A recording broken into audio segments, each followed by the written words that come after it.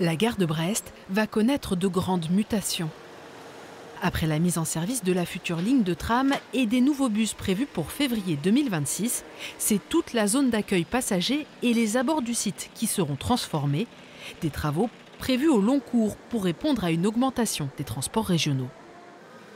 On a besoin de répondre à l'afflux du nombre de passagers TER, TGV qui va arriver sur Brest. Puisqu'actuellement, on est à peu près à 2,7 millions de passagers par an.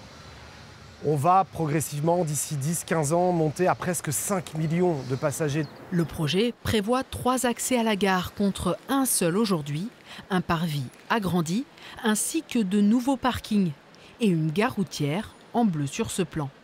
C'est un pôle multimodal qui est pensé ici et un projet de longue date pourrait finalement voir le jour.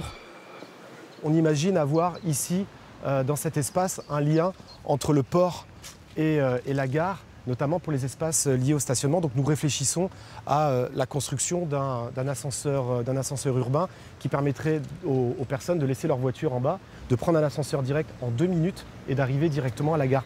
Ville de Brest, Région Bretagne, SNCF, toutes les propriétaires des parcelles devront s'organiser et s'accorder pour mettre en œuvre ce projet pharaonique. Chaque partenaire a commencé à chiffrer en disant Brest a dit combien ça nous coûterait, la région, les différents pôles d'SNCF, on dépassera probablement les 100 millions d'euros. Pour l'instant, il n'y a pas de budget fixe. Les études préalables dureront 2 ans. La nouvelle gare, elle, ne devrait pas voir le jour avant 2050.